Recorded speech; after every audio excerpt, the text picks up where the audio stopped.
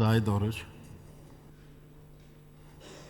Cənab Sədr, hörmətli hökumət üzvləri, yaşadığımız dövrün müxtəlif çağırışları qarşısında olanda biz hər zaman Ulu Öndərin irsinə müraciət edirik. Mən istəyirəm ki, Heydər Əliyevin Böyük İdarəçilik Məktəbindən bir nümunəni gətirim, onunla başlayayım. 2001-ci ildə Ulu Öndər Amerikadan səfərdən qayıdandan sonra, yəni səyahəti ilə bağlı 4 naziri yanına dəvət edir. Və onlardan ölkədəki vəziyyəti dinləyir, onların məruzəsini alır, hesabatlarını dinləyir və Maliyyə Nazirinə üz tutub soruşur ki, müxtəlif iqtisadi məsələlərlə bağlı Azərbaycan cəmiyyətində uyğun olmayan diskussiyalar gedir. Nə üçün bu məsələlərlə bağlı geniş izahat işləri aparılmayıb? Müəyyən qədər öz tapşırığını alan nazir 4-5 gün ərzində müxtəlif yəni kanallarda ekrandan bu məsələlərlə bağlı geniş izahatlar verir. Daha sonra Yeni Azərbaycan Partiyasının qərargahında mətbuat konfransı keçirir və 5 gündən sonra Ulu Öndərdən növbəti bir zəng alır. O da ondan ibarət olur ki, bəli, verilən mesajlar cəmiyyətə çatdı. İnsanlarda bu məsələlərlə bağlı yəqinlik və aydınlıq yaranıbdır. Mən bu misalı ona görə gətirdim ki, Heydər Əliyev kimi nəhəng bir kişi, nəhəng bir insan ekranın, informasiya vasitələrinin gücünü yüksək qiymətləndirirdi. Onu idarəçiliyinin ən mühüm elementinə çevirmişdi. İndi bizim üçün hökumət nə etməlidir suallarına cavab verəndə bunu deməliyik ki, informasiya vakumunu doldurmalıdır. 3-5 ekspert dövlətin siyasətini izah edə bilməz. Onlar nə qədər bilirsə o qədər danışacaqlar. Ən yaxşı halda onlar o məlumat boşluğunu dolduracaqlar. Ən pis halda dedikodular, şayələr, panika, qeyri-müəyyənlik, bədbinlik və s. tutacaqdır. Mən birinci bundan başlamaq istədim. İkincisi, biz qarşıdakı ilin büdcəsini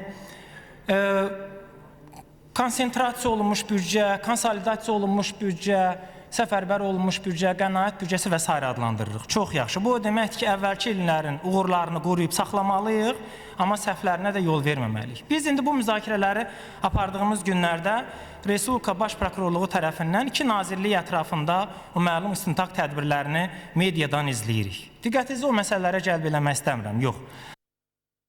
Dövlət büdcə vəsaitlərinin ünvansız xərclənməsini 3 səbəbdən, 3 yolla həyata keçiriblər. Birincisi, hələ start vəziyyətində, proqnozlaşdırma dövründə xərclər tutularkən rəqəmlər şişirdilib. 2, tendersiz investisiya vəsaitləri öz yaxın çevrələrində olan qüvvələrə verilib. 3, həmin nazirlikləri hesab ediblər ki, parlament qarşısında, Maliyyə Nazirliyi qarşısında və Hesablama Palatası qarşısında hesabatlardan çox asan keçəcəklər. Hökumət hətta ən qənaət büdcəsi elan elədiyi 2017-ci ilin büdcəsini ünvanlı olmaq üçün, səmərəli istifadə eləmək üçün bax o nazirliklərin çevrəsində baş verən hadisələrə yol verməmək üçün mexanizmləri hazırlamalıdır. Üçüncü toxunmaq istədiyim məsələ maliyyə bank sektorundakı sabitliyi ilə bağlıdır. Biz hər zaman obrazlı şəkildə deyirdik ki, iqtisadiyyatın qan damar sistemi buradır. Əgər biz orada təzyiqi normallaşdırsaq, qan dövranını yaxşılaşdırsaq, bank sektoru iqtisadiyyatın qalxınması üçün önəmli rol oynayacaq. Amma 2 devalvasiya ən azı 200 minə qədər insanı məhkəmələrdə banklarla üz-üzə qoyubdur. Bu faktdır, bunu inkar eləmək olmaz. Problemləri biz özümüz dedikcə, onun üzərində spekulyasiya edən qüvvələrin, necə deyərlər, əllərini oradan kənarlaşdırmaq imkanımız olacaqdır. İndi bəs bu dönəmdə vətəndaşlarla bankların bu çəkişməsini ki, biz məhkəməyə keçirmişik, götürmüşük. O insanların gücü, enerjisi, düşüncəsi, ağlı, əqidəsi yaxşı iqtisadi layihələrə yönələ bilərdi. Biz nə etməliyik? Burada qeyd olundu. Mən elə gəlir ki, birinci növbədə, əlbəttə mən ötən dəfə komitədə dedim, manat da əmtədir, manat da bazar məhsuludur. Onun da tələb və təklif əsasında dəyəri formalaşmalıdır. Bu aydındır. Amma bizim millətin psixologiyası ilə qurulub ki, biz sabit manat istəyirik. Manat bizim üçün ölkədə sabitliyin, siyasi sabitliyin, iqtisadi sabitliyin simvoludur. Ona görə də Britaniyada fond sterling turbulentlik eləyə bilər, nə eləyə bilər?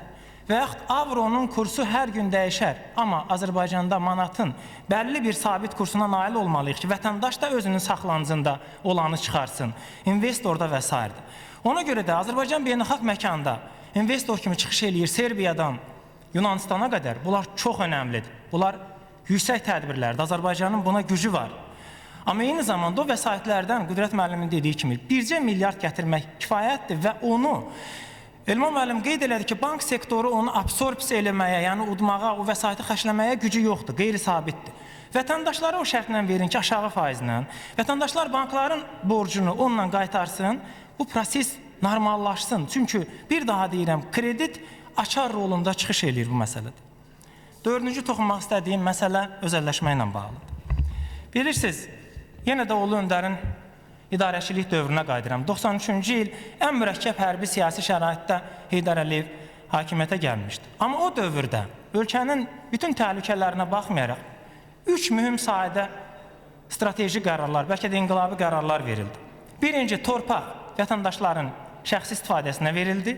2, unun taxıl məhsullarının qiyməti liberallaşdırıldı. 3, nəqliyyat vasitələrində tariflər, necə deyirlər, gediş haqları liberallaşdırıldı. İndi biz özəlləşmə ilə bağlı dəfələrlə bu parlamentdə məsələlər qaldırırdıq. Cənab Prezidentin bu ilin əvvəlində verdiyi sərəncam 325 müəssisənin hələ indi özəlləşməyə çıxarılmağına səbəb oldu. Mən istəyirəm onların adlarını deyəm. Uşaq stomatoloji mərkəzləri, gömrük hospitalı, çoxlu xəstəxanalar, sonra məşhur otellər, avtomobil zavodu, yeraltı dayanacaqlar, vətən və dostluq kinoteatrları, nərə və qızıl balıq zavodları və s.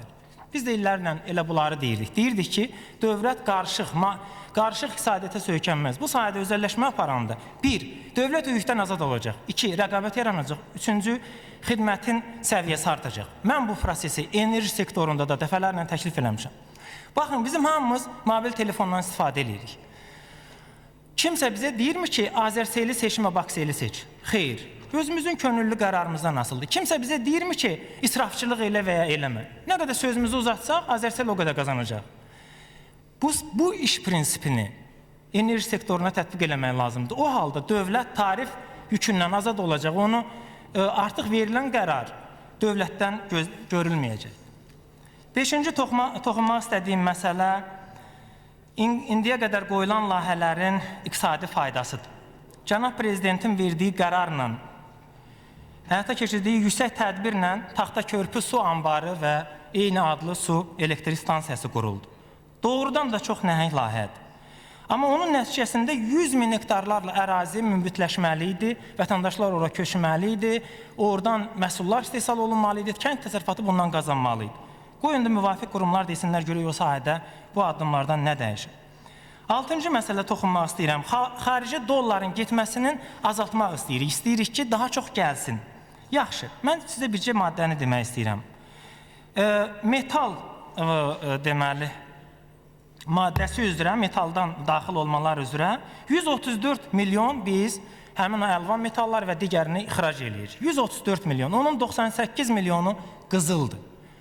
Deməli, belə alınır ki, biz emal olunmamış qızılı ixrac edirik, sonra isə daha bahalı qiyməti onu gətiririk. Bir tərəfdən dövlət itirir, bir tərəfdən də vətəndaşlar. Eyni zamanda toxunmaq istədiyim məsələ turizmlə bağlıdır. Hörmətli Şahin müəllim bilir ki, mən ona şəxsən dəyər verirəm, yəni hökumət içərisində ləyaqətinlə seçilən bir insandır. Müxtəlif sahələrdə islahatlar üçün mühüm addımlar atılır. Amma Gürcüstanın ərazisi Azərbaycan ərazisinin 70% boydadır. Hər iki ölkənin işğal reallığı var. Gürcüstanda bir il ərzində gələn turistlərin sayı 6 milyondur, bizdə 1 milyondur. Gürcüstanın təbii zənginliyi bizdən 10 dəfələrlə aşağıdır. Sadə bir səbəbi var bunun. 1. Xarici vətəndaş öz vəsaitinin 70%-ni hotellə, nəqliyyata verəndə o ölkəyə gəlməyəcək. Ona görə də bu parametrləri dəyişməliyik.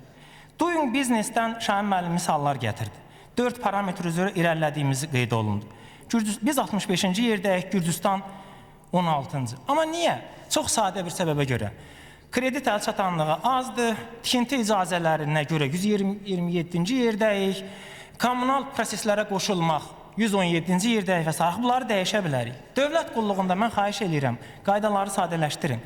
Xarici İşlər Nazirliyinə müraciət edin. Görün, nə qədər vətəndaşımız diplomlarını apostil etdirib ölkədən gediblər. Axı bu insanları dövlət nə qədər xərc çəkib yetişdirir, bir mühəndisin formalaşması üçün nə qədər vəsait lazımdır. Ona görə də bizim burada qaldırdığımız məsələlərin hamısı bir vahid komandanın içərisində yer almağımızdandır. İlham Əliyevi burada əyləşənlərin içərisində çox istəyənlərdən biri də mənəm. Onun hakimiyyətinin qüdrətli olmağını hamımızdan bərabər istəyirik, amma bu təklifləri deyəndə də